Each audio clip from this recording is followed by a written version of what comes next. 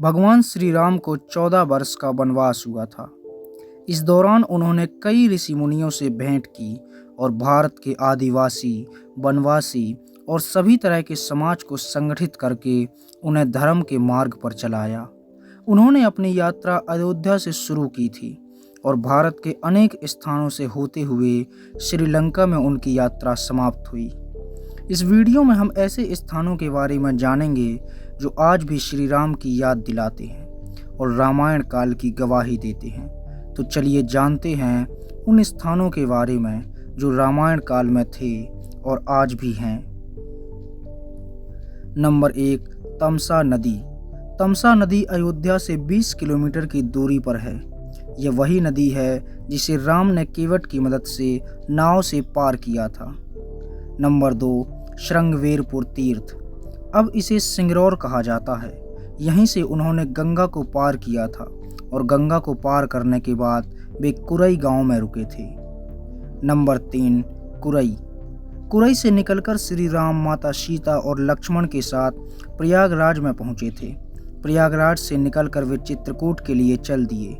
चित्रकूट वह स्थान है जहां राम को मनाने के लिए भरत अयोध्या से आए थे, लेकिन राम ने वापस जाने से मना कर दिया और भरत उनके चरण पादुका लेकर वापस लौट गए। यहाँ आज भी श्री राम की अनुभूति होती है। भरत मिलाप, भरत कूप, कामतगिरी लक्ष्मण पहाड़ी, सीता रसोई आज भी इस स्थान को जीवंत किए हुए हैं और चित्रकूट में आज भी राम बसते हैं। चित्रकूट के पास ही सतना है जहाँ अत्रि ऋषि का आश्रम था।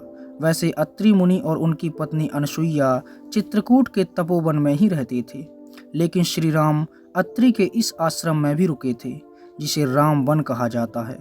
चित्रकूट से निकलकर श्री राम घने वन में चले गए और यही वह स्थान है जहां उनका असल वनवास था। यह जंगल घनघोर था, कई तरह के जंगली जानवरों और मायावी राक्षसों से घिरा हुआ।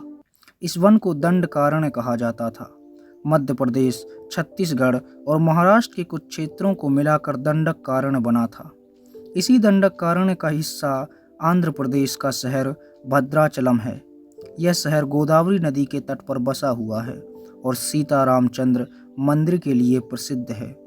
इसी दंडकारण्य वन में रावण और जटायु का युद्ध भी हुआ था। जटायु के वे कुछ अंग यहाँ गिरे थे। ऐसा माना जाता है कि दुनिया भर में मात्र यहीं जटायु का एकमात्र मंदिर है। दंडकारण्य वन से निकलने के बाद श्री राम अगस्त मुनि के आश्रम आ गए। अगस्त मुनि का आश्रम नासिक के पंचवटी क्षेत्र में है, जो गोदावरी नदी के किनारे बसा हुआ है। इसी पंचवटी में लक्ष्मण ने शूर्पणखा की नाक काटी थी और श्री राम ने खरदूषण के साथ युद्ध किया था। जटायु श्री राम को पहली बार यहीं मिले थे और उनकी मित्रता हुई थी।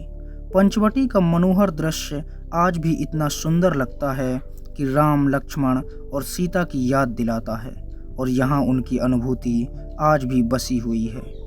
नासिक से 56 किलोमीटर की दूरी पर ताकेड़ गांव में सर्वतीर्थ नामक स्थान है। इसी स्थान पर जटायु की मृत्यु हुई थी और यहीं श्री राम का जटायु मरते दम तक इंतजार करती रही और उन्होंने सीता के बारे में श्री राम को जानकारी दी। श्री राम ने यहीं जटायु का अंतिम संस्कार किया था। इसी कारण इस स्थान को सर्वतीर्थ कहा जाता है।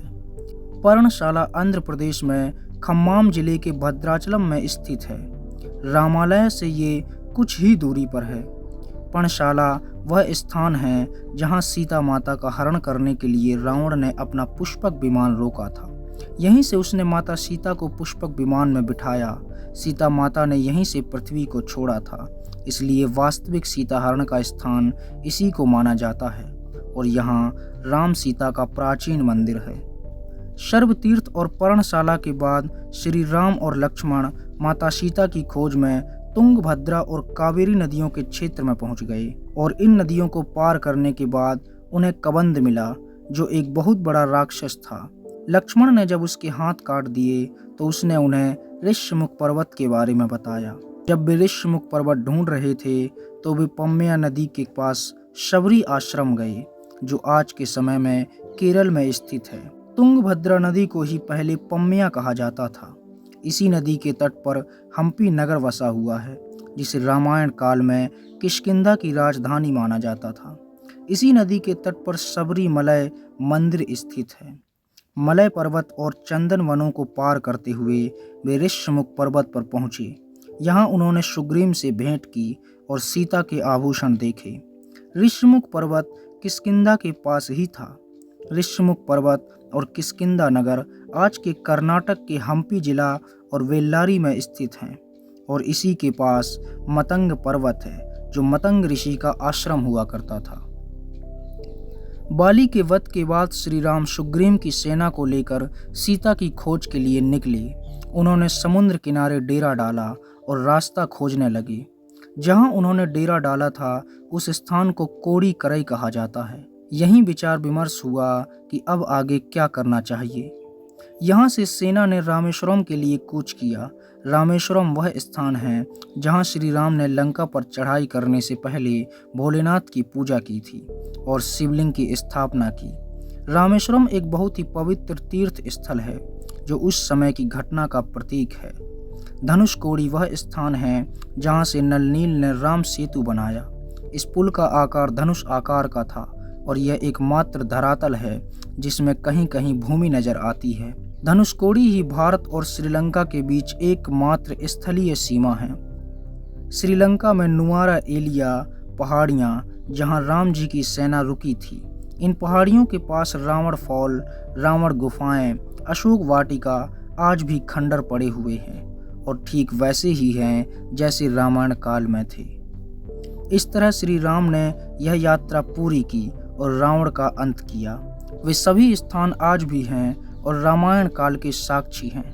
इससे यह साबित होता है कि यह सिर्फ कोई कहानी नहीं है बल्कि इतिहास है जो आज भी अपनी गवाही देता है।